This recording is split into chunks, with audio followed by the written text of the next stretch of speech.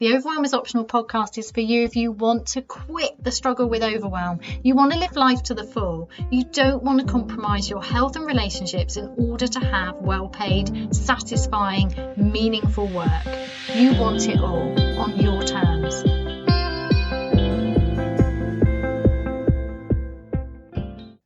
Hello and welcome to this week's episode of the Overwhelm is Optional podcast. So, it's Heidi here, gentle rebel coach, helping you rebel gently but firmly against the nonsense that success happens when we sacrifice our lives for it.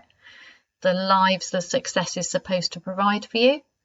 That doesn't make any sense. This is crazy.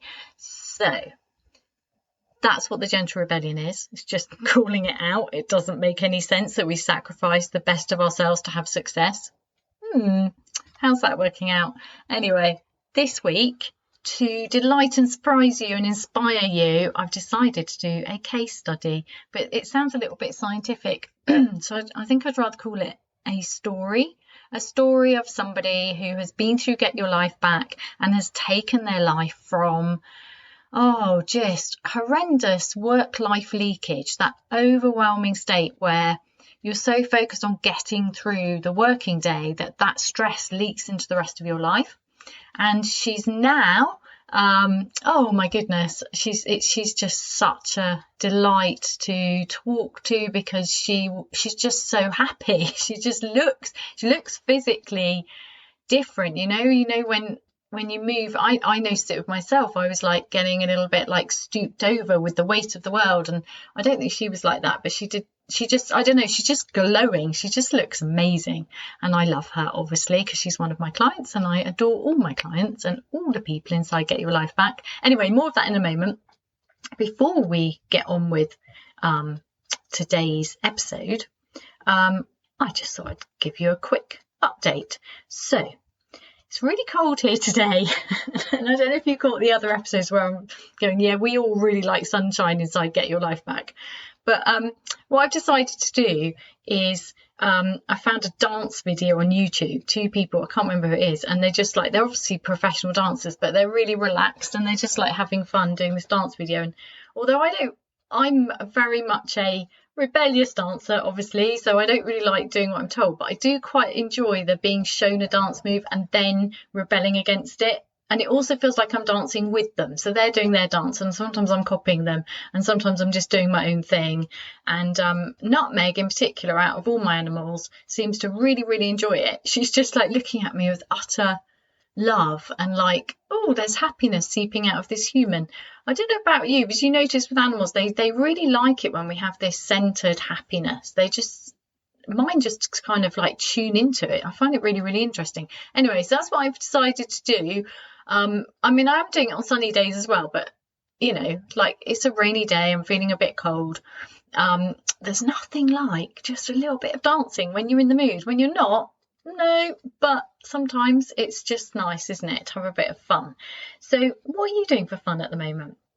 It's always worth asking that question. Now, I know it can be provoking because when you're going through a really difficult period of overwhelm, somebody says, what are you doing for fun? You're like, Heidi, do you not understand? I thought you were the overwhelm expert. You should know that I'm not focused on fun because it's too difficult. But the reason I'm asking you that is because if you feel provoked by that question or you feel envious that I'm able to focus on fun, then that's giving you information. You don't need to do anything with that information, but noticing it neutrally. Oh, why is she asking me if I'm having fun? It's so irritating. Why is she so happy?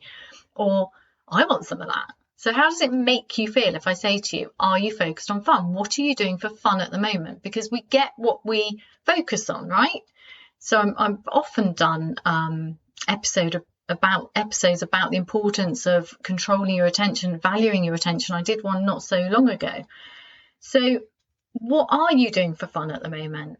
How much of your focus is on getting through and how much of it is on creating more space for love, joy, connection, fun, laughter, etc.? This is a really important question because didn't you want the fun? And if you're not able to focus on it, don't you want to do something about that? So I think it's a great question. Just saying. And I'm really sorry if it's provoking at the moment. Well, I'm not I'm not sorry, because if it's provoking you, it can tell you something, and this episode I believe is going to help you. But I am sorry if it's provoking and it's like, that feels horrible, because I never want you to feel horrible, obviously, because I just want to make the world just lovelier and lovelier. Or I want us to notice the loveliness that is there, that we're all just getting distracted from by the fear mongering and the doom. Don't get me started on that. Right, so this week's episode, I can't remember what episode number it is, who cares. Right, this week's episode, this is all going to be anonymous. There's not going to be any personal details in, obviously, because one of the things which is really important to me and my clients is privacy. So if any of my clients ever come on my podcast, it's because they're just delighted to, but for most of them, they just wanted to come and get themselves sorted out and get on with their lives without anyone really noticing, and that's what they do. And you might be thinking, well, what's the point of that if it doesn't have any effect? Oh, it has an effect, but it's secret. Like the whole thing about the person we're about to discuss, who I said she looks great. She didn't look terrible before, but she's just like glowing. What's that about? How nice is that? Like, without changing your makeup, if you wear makeup, without exercising more, without anything, like it might not even be more sleep. I mean, it's quite likely that she's sleeping better. I can't remember asking her about sleep. A strong side effect is sleeping better, but I don't promise that. That's what happens when you learn to regulate your nervous system and control your attention and just focus on ease and joy and lovely stuff. Right, let's do this. So I'm going to read some of her words. This was actually done as an interview, not like an interview. It was just done as a chat, which I recorded because I really want to record. I think it's really important for you to be able to hear somebody else other than my voice. And not everybody, most of my clients would never come on my podcast, and I'm completely okay with that. But to be able to hear their words is really cool, right? So see if you resonate with this. I was completely overwhelmed as more and more piled on top. All my worries were heightened and were all I could think about.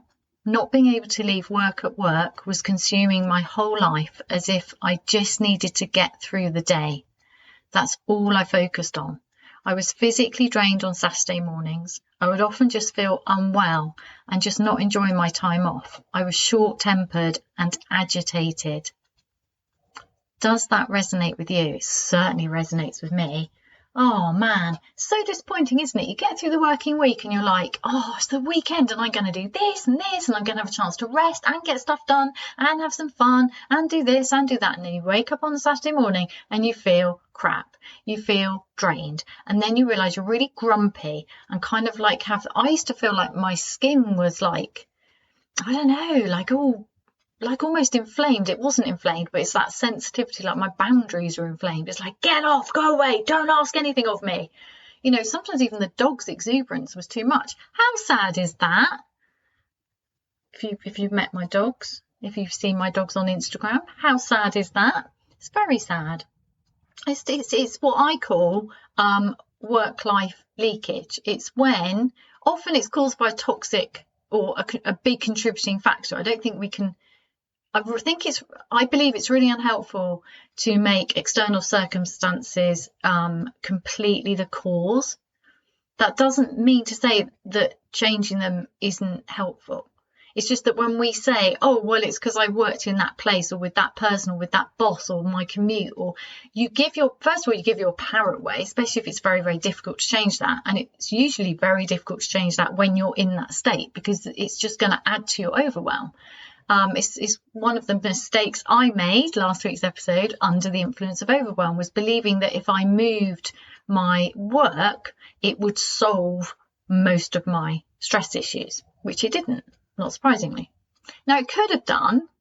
I do know some people who have moved work and it has been magically better. They're not me, and I don't think they're one of my people, my clients. So maybe for some people that works, but only you know what's right for you. For the people I work with, it just doesn't work. It's just not that simple, because the ability to move into a better work environment requires knowing who you are and what your needs are and being able to state them, which is what happened to the client we're talking about in this episode. It's a bit like when you go from one rubbish relationship to the next without pausing and kind of regrouping and falling in love with yourself and just aiming a bit higher. It's very much like that, really. I think pretty much a lot of things are like that, aren't they? We just keep repeating mistakes until we pause and go, actually, I deserve better. Yeah, I'm going to pause and kind of like regroup here.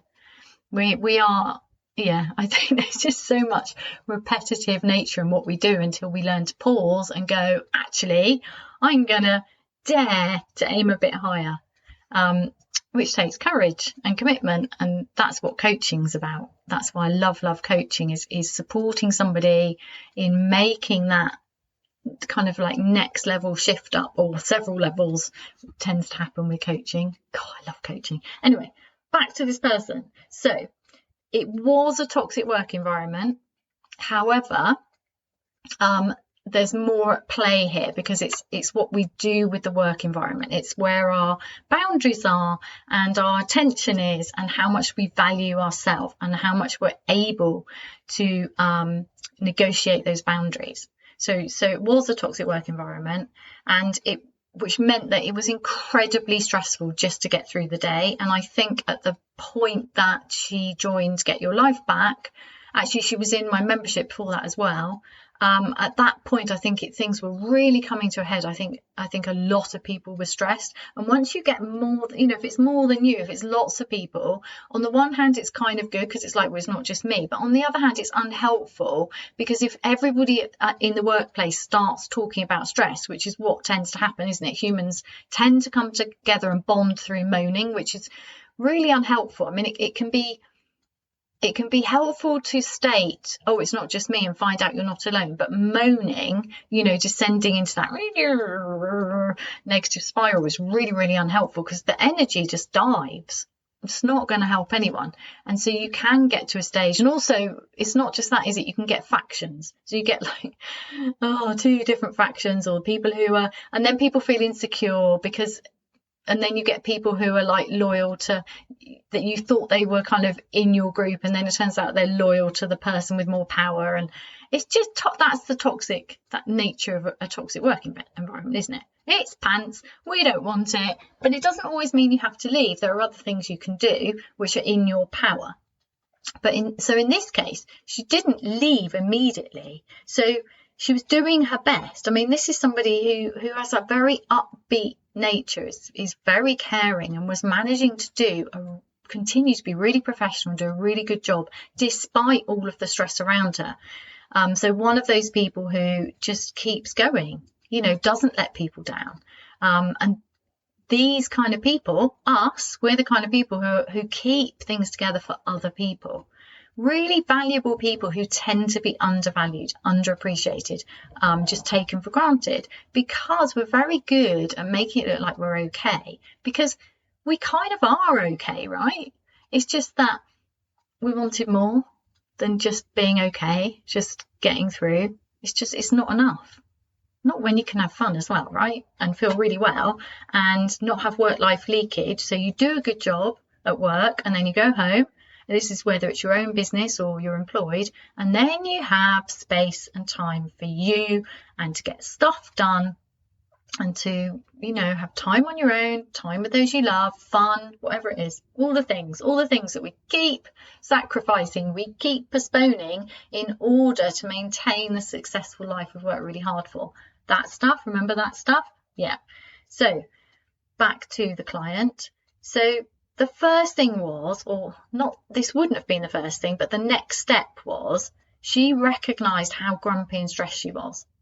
So it's that interaction with other people, isn't it? That letting down of close friends or your partner when you're like, yeah, we'll do that at the weekend, and then just like not really being in any state to do that. Just not having the energy, not having the patience, not having the enthusiasm, just not being yourself. It's that losing touch with that part of yourself that it's really easy to go, yeah, let's go do that. That'll be fine. that would be nice, thanks. It's just losing that. It's just such an essential part of who we are, isn't it? And of course, this recognition that you're losing that part of yourself, that actually you don't like the snappy, grumpy version of you, and you want to do something about it. The problem is that adds to the pressure, because then there's guilt and shame and judgment of yourself. It doesn't tend to come from other people as much as we think. The biggest pressure, I believe, comes from ourselves, which is on the one hand really sad, but on the other hand brilliant, because we can do something about that. We've got you for that. We can sort that out. So I'm just going to read the next thing, another thing that she says. So I was nervous about small things I'd never have been bothered about before, like social situations, and work was causing me anxiety that impacted on everything. I used to think, why can others do this, but I can't? I felt trapped and wasn't happy, but there was no other way, no way to get out of the situation. Do you know that one? That's horrible. I remember that so much. So horrible. The effects. We're talking about the effects now. It's really interesting, isn't it? That not sudden, it's creeping. It's a creeping nervousness and anxiety about things that before just would have been normal, like social situations. And I guess that's what I'm talking about with that kind of my skin feeling inflamed. It's like, it's just too much. There's too many expectations, too much movement, too much movement, too much noise. A lot of it is I think I needed to go and crawl into a cave, but also it's like there's too many expectations. It's like when I'd lost contact with the part of myself that found it easy to be sociable. Now, I know I'm an introvert, but not everyone I work with is an introvert. So it's not, and even, as introverts, we like other people. It's just, like I love other people. I love being sociable. It's just I don't need to do it very much. That's all. I'm just not bothered. It's like, no, thanks. I'm at home. I like being at home. I love being at home. Oh my God. I love being at home. So delicious. Anyway, but it's that, isn't it? It's that. So you would have been able to do that, and suddenly it's like really hard, and you're really nervous, and you're getting anxious, and then you're worried about, for me, is like a performance anxiety over, did I say the right thing? Was I talking about work too much? Oh, a big thing for me was, oh my God, I was like really serious and I've just offloaded. Or my sense of humour got not harsh, but just a bit, I don't know, just not me. So yeah, that inability, that suddenly like work seems to be, it is the work-life leakage. That's what I call it. I know that's a made-up word, but I like it. I did a whole course for a marketing company about this, work-life leakage.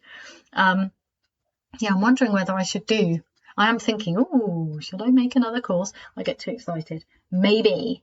Let me know if you'd be interested in doing some work on work-life leakage with me, just as like a separate mini thing. Sometimes people just want short mini things. Anyway, let me know. So yeah, it's that, and it's that interesting that it's despite everything she was doing, and that's what's really sad, isn't it? That's when it becomes that feeling of being trapped and this comparison to others. Why can others do this but I can't? Now, one of the things we start to do is assuming that everyone else is okay, but they're looking at you and assuming you're okay. And this, I found this really interesting, is that you are the woman you compare yourself to. So when you look at her and you think she copes really well, other people are looking at you and thinking that you cope really well, but you're probably unaware of it. How do I know this? It's a good question. Oh, because people said it to me and people didn't realise how stressed I was. Even when I was like, volcano stressed, which is quite interesting. I mean, it's quite cool. It's professionalism, isn't it? It's like, and also it's embarrassing. I don't really wish to, volcano my stress out in public. It's just not me. Anyway, next bit. I tried the usual things, running, exercise, mindfulness, but hadn't yet accepted that I come first and that how I am matters. I felt that letting others down concerned me more than how I felt. Now, this is really interesting. So in this bit, she's really reflecting on the changes that have happened. So the very first thing you do when you join Get Your Life Back, the first thing that is to make that commitment. To go, I mean, if you're going to do anything, like if you're going to do coaching with me, if you're going to do a course with me, If you're going to do any of the free stuff I give you, you're only going to get out what you put in. So the very first thing in Get Your Life Back is to commit yourself first. And that might sound like, oh my God, but it's not, it's a practice. It's not a perfection. It's just like, oh, so you do it and then you go, oh, that feels weird and selfish. I don't like it. And that's information. It's all just getting feedback back. So we just play with it. We play with the morning promise, committing to yourself first, and see what comes back. And whatever comes back is useful information, right? And then you can do something with that.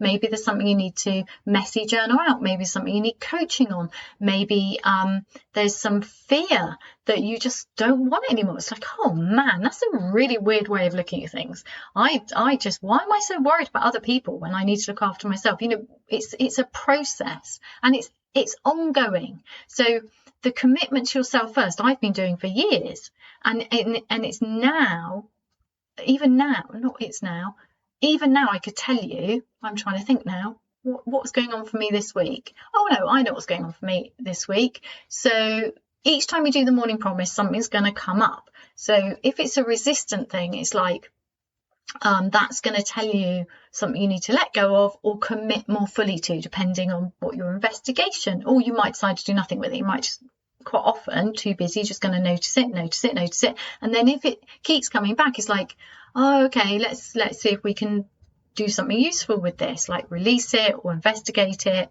or commit more to it. So this week, one of the things I'm committing to is understanding even more clearly the power of my work. So what happens, so I've already, I mean, you know, I do this all the time, but I just decided I'm going to do it even more, so that I'm celebrating myself. Actually, I'm celebrating the people I work with, but I'm also celebrating myself. And this came about, well, it's come about for lots of reasons, but one of the things was at the last coaching session, the monthly coaching sessions inside Get Your Life Back, we were just having a bit of a celebration, and it was just, I asked everyone to, you know, bring something along that they had noticed a change for them that they wanted to celebrate. And it, oh my God, it's just amazing. Absolutely, I find it astonishing. And that got me thinking, right, so I need to gather that all together and celebrate what I've created and the women I work with and myself as a coach. So that's one of the things I'm committing to. And at this time, that's coming up in the morning promise to me, and I noticed resistance. Of course there's resistance, because we're not taught to celebrate ourselves. And even though that's something I teach, that doesn't mean I don't have resistance to it. You know, there's always something more to learn. It's an adventure. It's all an adventure. Oh, what comes up today? Sometimes it's annoying, but mostly it's just, I really like that saying, there's nothing to fear except fear itself. And sometimes that doesn't make sense to me, because I'm like, but fear is horrible. It's paralyzing and I can't do anything. And at the moment I'm going, oh yeah, I've got it. Because I've been really looking at some deeper fears I hold about, you know, because I'm doing some really exciting up leveling on my life and my business at the moment. That means fears are going to come up. It's just, that's the way things are. And rather than going, oh my God, this is horrible, which then gets me into the whole, what I'm naming personal development hell. And what I'm going to be bringing you more episodes on personal development hell, because I'm sure you'll recognize it in yourself, that feeling that you are constantly having to do hard work on yourself. There's so much inner work to do. There's so much personal growth. If only I was better at this. It's just a horrible place to be. And I really feel that the whole personal development industry needs turning upside down, which is what I do with thee. But you're already perfect. You're perfect and a work in progress. And the work in progress is letting go of the idea of something wrong with you. Whereas self-development hell is when we get stuck in the belief that when we are better at something, then we will be better. Everything will be better. Like it rides on us. If only we could remember to do this. If only if I was, what if? No, dump that. Anyway, the reason I'm excited about that term is I wasn't really naming it. And then I did one of my free spring breakthrough the overwhelm sessions, and somebody mentioned it. I was like, oh yes, she named it. So thank you very much to that person who I know listens to this podcast. Hope you're having a lovely day, an unexpectedly lovely day. God, I love doing those breakthrough calls. Did you book one? If you didn't, why not? They're free. I think the link's closed now. You can check to see. You have to go back a few episodes to find the link, I think, because I think spring's like nearly over. Anyway, back to the story. Where were we? Okay, so she tried the usual things, and I find this really, really interesting. It's very common to try running or some form of exercise and mindfulness or meditation, because we are told that these things are good for us, which they are, or they can be. More on that in a moment. And we're told that they relieve stress. So I did all of those. Running, I did everything. Hilarious. Anyway, so the problem with mindfulness is that mindfulness done in the Western way just makes you more aware of how crap you feel. Yeah, it's just like, whereas if it's done in the original way, mindfulness is neutral noticing. It's noticing without judgment. It's noticing, it's staying in the moment, just being aware of how you're feeling, and then having compassion, and just noticing without judgment, this non-judgmental awareness. So obviously I use neutral noticing, and I hadn't really thought, I didn't set out to develop a mindfulness or self-awareness practice. Neutral noticing came out of my practice and got labelled neutral noticing, which is quite interesting, isn't it? It's like cosmic download. Woo, I love it. Anyway, so yes, I remember, and you may have heard me mention this before, upping my practice of mindfulness. It just made me feel terrible. It's like, oh, I do not want to be here. I hate my job. I feel rubbish. I feel like everything's wrong with me. Oh, why can't I make my life work? I've worked really hard. Oh, what's wrong with me? Why is everyone else okay? That's not mindfulness. That's not helpful. No, drop that rubbish.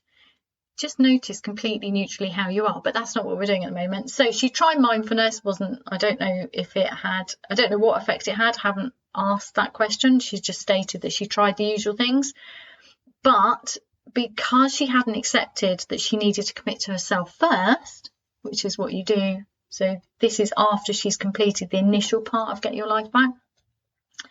Things have changed for her. So she was more concerned about letting other people down than looking after herself. Recognize that, anyone? Yes. It's interesting, isn't it? Because that fear of disappointing others is actually about ourselves. Because if you follow it, it's, if I let them down, then am I going to be left alone and rejected? It's a fear of being abandoned, or it's a fear of just not being able to handle somebody else's disappointment. That would be like the lighter version of it. But if you follow it, you'll realise, because most of our fears are very, very old primal fears. So it's just your nervous system keeping you safe. But for those of us who have grown up to learn that it's best to keep other people happy in order to be safe, or in order to have any chance of peace of mind and happiness for ourselves, it feels very dangerous to put ourselves first. It can feel really, really difficult to give up that need to keep everyone else happy first. Of course it can. Of course. And that's okay. It's not okay to be stuck in it. You don't want to stay there, but it's okay to recognise it and go, well, of course I feel like that. Have some self-compassion. All of your fears are there to keep you safe. There's nothing wrong with your fears. It's just we don't want to live in the fear. Like, we don't need to. There's much more, so much joy available for you when you see what's going on for you and you learn the skills to navigate in a better way. And that's all we're talking about. It sounds so simple. It's simple, but not always easy. I love that phrase. Okay, where were we? Oh, I wanted to mention running. Running's really interesting. So running can be really good for you. Some people find it really meditative. If you run, or if you're feeling like I ought to run, beware. Because I was involved in the running world for quite a while. And if I look back, I think all of the long-term marathon runners, the ones who like regularly ran marathons, looked older. And I know in Chinese medicine, so my acupuncturist used to say that there's some old saying about running marathons and how it ages you, which is really, really interesting. That's not to say never do a marathon. It's just to say when we push ourselves too hard, it's how we're running, isn't it? It's how we're running. You know, it's like, is it nourishing? Is it meditative? So one of the really interesting things for me, because when I used to run, I used to find it really addictive. And like the amount of conversations you can have about your runs, it's so boring for everyone around us. I don't run now.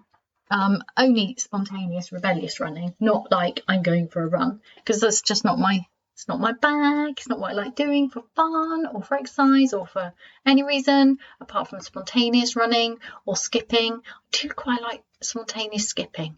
So much fun, so childish, so silly. Happens to me mostly by accident, just because I get this kind of natural exuberance, as I'm sure you can imagine. Anyway, running, really, really interesting one. So everybody says, oh, running, really, really good for you. People use it to get rid of stress. Now, this is really interesting. When you're running, and it could be different each time, but it's really worth being aware of. So I know people who use it to run out stress. It's like you get home and then you just run away from your stress. It's like, can I run fast enough and hard enough to get rid of the stress from my body? Or you can run into peace and ease. Can you see? So you can be trying to outrun, get rid of, or you can just run into ease. You can run from work. I don't mean physically, well, you might want to. So that boundary between work and life is really worth cultivating in a really nourishing way. But we can have really good physical boundaries between work and home. Even when we work at home, but emotionally we're taking the work with us. And it's really interesting, people who run after work, sometimes they need to run quite hard to get the stress out. So it's just worth thinking about how you're running, because it's not the running, it's the how you're running. Are you running in a way that is taking care of your body, that feels really good, or are you injuring yourself, exhausting yourself, overrunning, and using it to push away rather than running into delight, the delicious evening ahead of me? Ta-da! So yeah, considering how you're running can be really exciting, because it's then you get more joy from it anyway, and you look after yourself better. So anyway, just wanted to mention the running.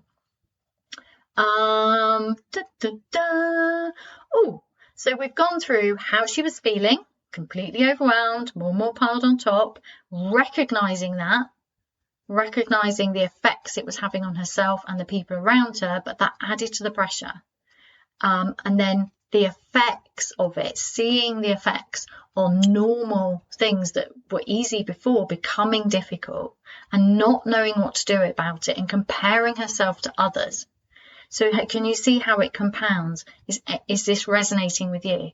Then trying things, but the way she was doing it didn't solve the problem, because she wasn't putting herself first. She wasn't committing to herself first. And she was still, like many of us are, concerned about letting other people down. This is not about advocating letting other people down. Obviously not that. We would never deliberately let other people down, but it is about looking after yourself first, so that you can live your best way, which uplifts and inspires everyone around you anyway. And it actually makes it easier for those close to you, because they don't have to worry about you anymore, because you are they trust you to look after yourself. It's so nice when the people around you look after themselves, because you just don't have that, should I go and check on them? I wonder if they're eating properly. I wonder if they're tired. I wonder if they're grumpy. It's just nicer, right, if we all look after ourselves and then look after each other. So then the next thing that happened after trying things and just not getting anywhere and feeling stuck, it's horrible. Never feel stuck. Book a call. I'm absolutely serious. Even if Right, even if you don't want to work with me, but if you're resonating what I say, book a call. Like, it's a discovery call. It's for us to discover. I love listening. I'm a coach. I love listening to you. Like, look what happens. I pick up your words and make them into things like self-development hell. It's like, oh, book a call. Talk to me. Or you get my free stuff. Listen to all my podcasts. Look after yourself, please. The world needs you to be happy and at ease and love yourself very much. Right, anyway, where are we? So the next thing that happened was the emails you sent actually described how I felt. I never realised how many other people felt the same way. I thought it was just me. So the next step was she felt seen and not alone. And that's what this episode's about. I hope that this episode that goes from my heart to yours, this is a gift for you. Feel seen, feel heard, feel understood. You are not alone. And your life is waiting for you on the other side of the overwhelm and stress. I promise you, it's there. It's all good. Don't worry. So, what does she see next? It works so well for me because Heidi did it herself first and she's been through it. So that's another part of that, isn't it? So, I don't know about you, but obviously I'm a coach, so I'm a big fan of coaching. But if you were looking for a coach, what I would say is, and I strongly recommend that you consider looking for a coach because coaching's awesome, honestly. It's just I'll probably need to do a whole episode on that. But anyway, if you're going to look for a coach, I've made a lot of mistakes over hiring coaches, mentors, the rest of it. Which is great for you because I just get rid of all of that for you.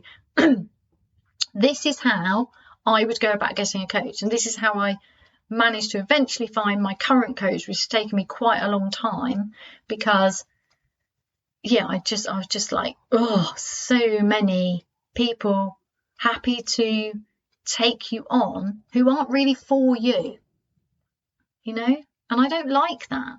That's not for me. That's not how I am. Some people are okay with that. People work on different levels for different reasons also. And there's different kinds of coaching. There's business coaching, there's personal coaching. I do personal coaching. And then several of the people I work with have businesses, and how they are will affect their business. But I'm not directly coaching them just for their business. I'm helping them be their next level self so that they can increase their business, which is great fun. I love that because obviously I have a business, but I also work with people who are employed and want to work. So it's the link between work and personal life, which is so strong for us, right? We want to do good, fulfilling work in the world and we want to get paid well, but we don't want to screw up the rest of our life for it. So I would advise, if you're going to look for a coach, you find one who really suits you. Like, just take your time, book all the discovery calls. I've done so many discovery calls with other people and I stopped doing them because they were horrible. Actually, it felt like something had been taken from me. I didn't like it. And I felt that horrible, oh, well, I don't want I felt sold to, and rather than having the space held for me to discover whether coaching is even a thing for me, like, obviously, as a coach, it is a thing for me, but coaching with this person for this particular aspect, because I don't want coaching for every aspect of my life. So, it's worth, if you're going to invest in coaching, which I strongly recommend because it is so transformative. That's why the coaching industry is expanding. But find somebody who you just have that deep connection with, somebody you trust and like and works with integrity and love. That's what I would say to you. But seriously consider it because it is so amazing. Anyway, where was I? So yes, it works so well for me because Heidi did it herself, has been through it. So I work with people who are like me and are coming from where I was. So I'm an expert in that because I've chosen to. I didn't have to. I could have done coaching for other things. I was already coaching before that. It's not, this is my business now, right? I've done coaching for other things previously, but what I do now is very, very specialized for people who are where I was and want to create a life that works for them. So I've created a life that works for me and continue to do so, because it's an adventure, right? We just keep expanding. We keep getting more excited about life and wanting more health, more joy, more connection, more love, more money, all of it. Why not? Life is for living, not getting through. Right, where are we now? So the next thing she says is, so then she joined Get Your Life Back. Now, to join Get Your Life Back, I am changing it, actually, because I've realised every single person who's joined it, I have hand selected anyway. And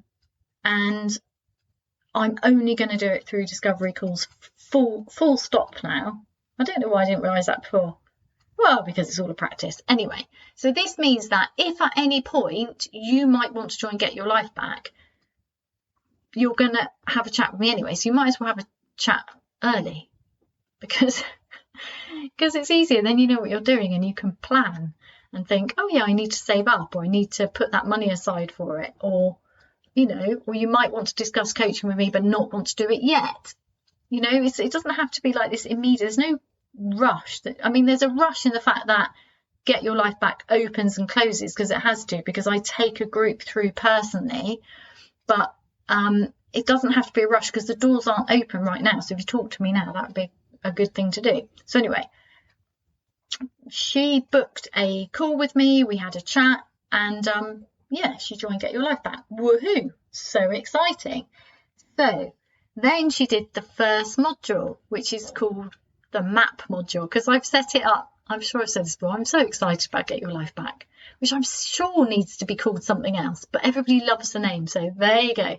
The first module is called map because it's like an adventure outward bound game. So you first locate yourself on the map, and the map module is quite muddy, as in you're getting down the trenches and you're going, oh, this is where I am and I don't like it. And that's good, because you never want to go back there again, and you never have to, because once you can see, oh, this is how I ended up feeling like I have no choice and have to go and work in a place where I feel utterly drained and miserable. Well, I never want that again. Okay, you get to never have that again, but first of all you have to recognize what that I never want again looks like, and that's what we do in the map module. Locate yourself on a map, and we do it in terms of, are you stuck in a tunnel, hunkering down in a cave, or going around in circles? Oh, so much fun. Anyway, so the next thing she says is, discovering the tunnels, circles and caves was a big thing. Giving names to behavior, uncovered things I just didn't know. It was completely illuminating. And as another person inside Get Your Life Back is fond of saying, what is once seen cannot be unseen, which is very much linked to the Zen thing of, you know, once you can see the nature of reality, you can't unsee that. And it's so useful. You know, once you just look and go, so I thought I was completely stuck in a tunnel, but actually I'm not stuck. And that's the thing, is once you can see, you're like, well, now I can see all of the other possibilities. I didn't have to go through the tunnel. I could have just, like, sometimes I describe it like, you know, you can go through a really dark tree tunnel, and as you go through the dark tree tunnel, eventually you're going to come out and it's going to be lighter. But I see it as, instead of you having to go through the tunnel to get to the lightness, you think you're in this dark, damp, dank tunnel, but you're not. And if you look up and you start to become aware of your surroundings, the tunnel opens up as if it was a tree tunnel, and the trees were like parting their branches and going, look, have some sunshine, we love you. That's what it's like being inside Get Your Life Back. Because once you see what's going on for you, you see what you don't want, and then you can move towards what you do want. And it's so powerful. And then you just go, right, I never want to be in a tunnel again.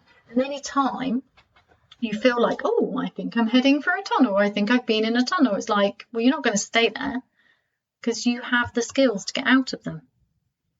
So what did she say next? She said, the audios really help, in particular the ones where you go into the body and you really, really notice how you're feeling. You're going to your feet, and that really, really helped me. Now, what I really like about this is that I love getting feedback on the resources inside Get Your Life Back, or obviously one-to-one clients get bespoke audios or whatever I've got ready for them. And I love the feedback because it's really, really fascinating to me that some people really link into the body.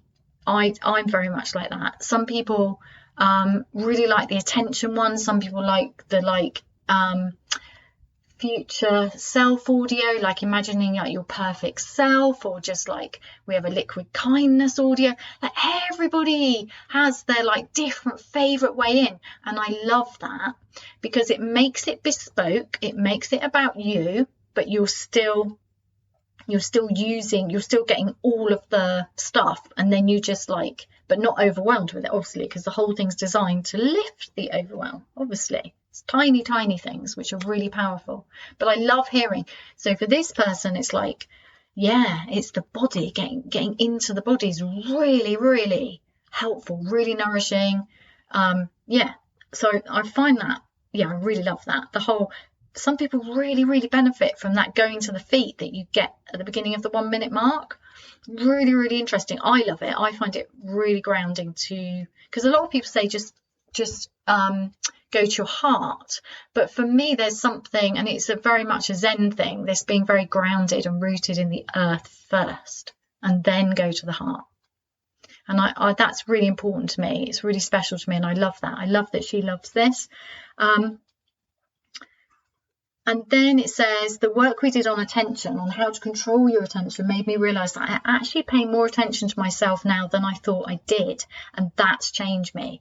So there's that continual reflection on, I didn't used to pay attention to myself, and now I am. And it's seeing that progress. But can you also see that without, so this is a reflection that's come out from me asking her to reflect. And this is why it's so important to continue to ask ourselves questions.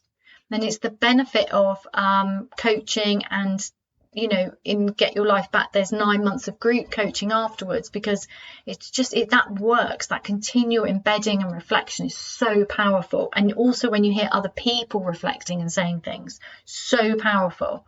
Because if we don't do that, what happens is we adjust really, really easily. So it's like that just becomes the norm, which it should do. Like, it should be normal to wake up on a Saturday morning and feel well. Like, it should be normal to rarely be feeling snappy, to mostly be able to pause and not react. That should be normal. It should be normal to feel well, to be able to put yourself first, to have healthy boundaries, to be deeply connected to your ability to laugh easily and have fun. It should be normal to be able to have fulfilling work and then let go of work and enjoy the rest of your life. Like, that should be normal. We should get used to that. We should expect that. However, the ability to reflect and see, that's because I'm controlling my attention, therefore I'm going to keep doing that. And it's not difficult, because once you've got the skills embedded, you just keep doing them. And if you fall off the wagon, which of course you're going to, because we're human and we don't do perfectionism around here, you just get back on it. And because these skills are easily embedded with commitment and support really helps. You can do it on your own. You can get the 1 minute mark. You get to decide. But doing it together and having that accountability, you just stay with it. Why would you not? It makes you happy, makes you feel well, makes you less snappy and grumpy. It makes you able to have what you want, which is fulfilling work that pays well and a life, a real proper life. You remember that life you wanted when you were working hard at school, or you set up your business, or you went for that promotion? Remember what you were after? That life, the one you intended to live. Where were we? I notice how I feel and I've dropped the judgment. Oh man, dropping the judgment's huge. Like, catch yourself judging yourself. Notice this layer of pressure you're adding, and just let it go. It's not very easy to let it go, is it? No, because then what happens is you judge the judging, and then you judge the judging of the judging, and we can get layer upon layer upon layer upon layer. Just notice it. Don't try and change anything. Just notice it. Just make it as easy as possible. Just notice how you feel. Notice the judgment. Notice the shoulding and the oughts. Just notice. It's okay. It happens. We all get it. Just notice it. It's powerful just to notice. I promise you, it is worth just noticing. I stopped judging myself, and this allows me to just notice discomfort. And this is a good thing because it means that then I move my body. So she's obviously focused on the body still, rather than just ignoring it. And that small thing in itself is helping me gradually to move in the direction of things I really want, just from noticing small things in the body and then bigger things. Now, this is really interesting. You would think that in order to get the life that you want is going to take a lot of work, right? You're going to have to sort yourself out, control your stress, get more organized, maybe apply for another job, maybe make your business work better, get rid of the work stress, right? It feels big. It feels like a big project, overwhelming. If only I could get there, and then I would feel better, and then I would feel less overwhelmed. But no, if we don't have to do all of that work, we can do it the other way around. So for this person, the neutrally noticing tiny discomfort during the working day of her body and then allowing herself to move, and we're talking tiny movements, like literally, I think at one point she was doing some sort of fidget between seeing clients. Just like some movement, just like releasing the tension, because it's easy to get stuck in one position, right?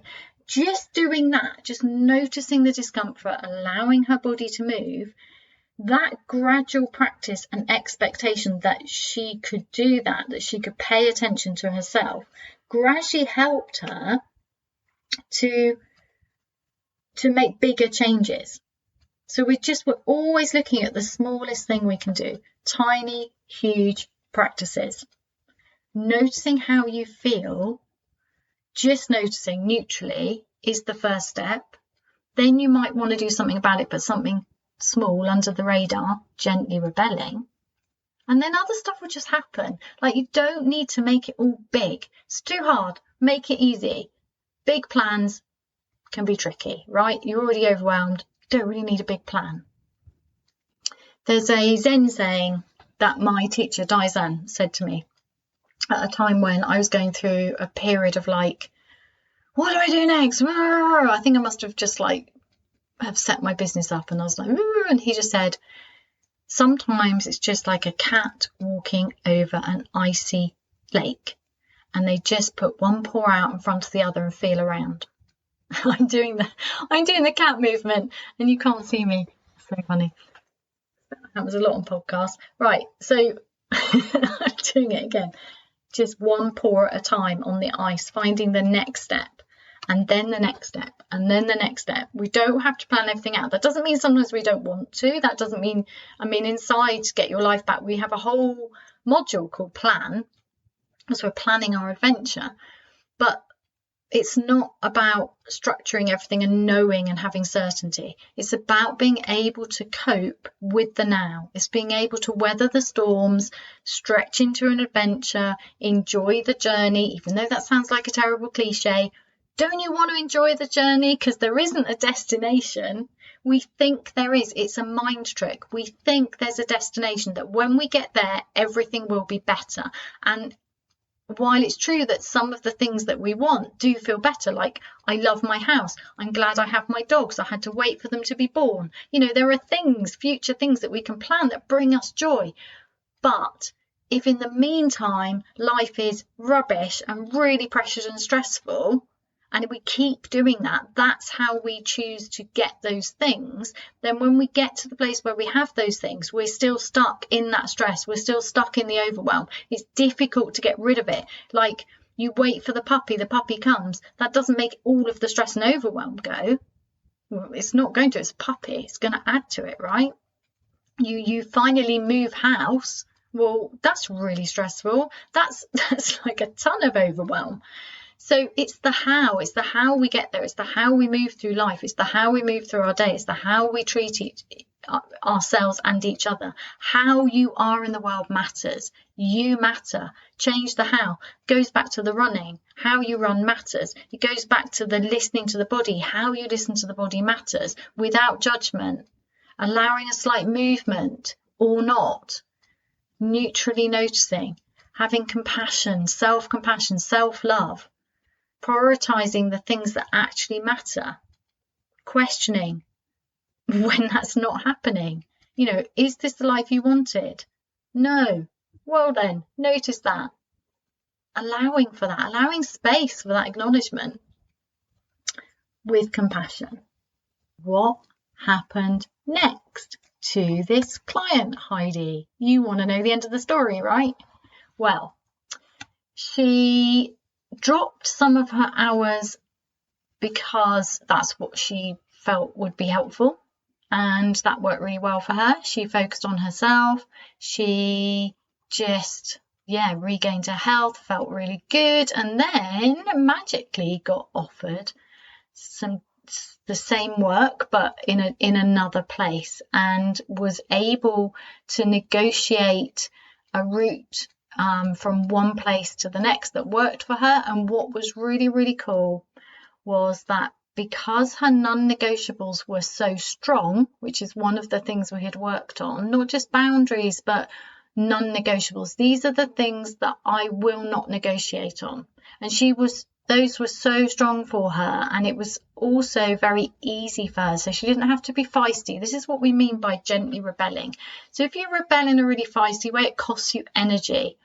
But when we are able to say gently and firmly, no, that's not for me, or no, I'm sorry, that's not acceptable to me, or no, that's just not good enough, or no, I need this, or, just that very gentle but firm no, or no thank you, is really, really interesting. It's very, very powerful, particularly when it comes from a place of self-love and self-acceptance. And also, interestingly, when you place the attention in the feet, so when you root the attention in the body, you have a different energy around you, different presence, and from there, this kind of very secure, grounded place, able to say, no, this is what I need, is really, really powerful. And she negotiated.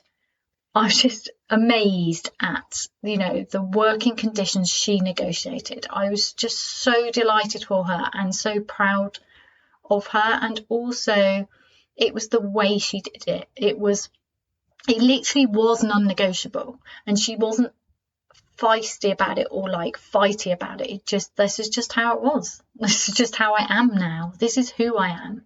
This is how I work. This is how I am in the world. It was just natural.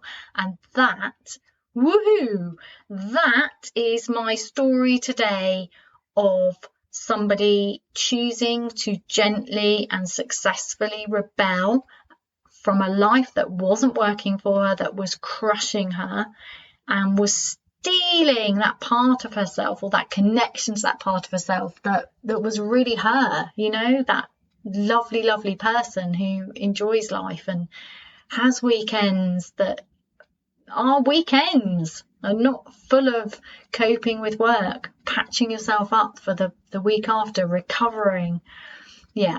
So I really wanted to share that today. I hope that has inspired you. I hope that's made you think, oh, it is possible for me. I am right to be annoyed about how things are. I don't have to push through periods of overwhelm. I can do things differently, because that's what Heidi's doing over at the Gentle Rebellion inside Get Your Life Back. And I'm also doing it with my one-to-one clients, obviously, and more, because life has so much more to offer us. So whether you want to do this with me or just listening to the podcast and do it yourself, or you want to go and find somebody else, whatever, do it. Commit to yourself first. Have the life that you long for. Just gently but firmly rebel, because you can, and why not? If you want to book a discovery call with me, go to www.heidimark.co.uk and check out my work with me page. You can book a call from there, or click the link underneath this episode. I'd love to chat to you. All right, have a wonderful, wonderful week, and I'll see you next week. Thank you for listening to this week's episode. If this resonates with you, please use the like, subscribe and share buttons to help other people find their way here too. And please do go to www.heidimark.co.uk/the 1 minute mark with an E to join my mailing list and receive my free 1 minute life-changing audio practice.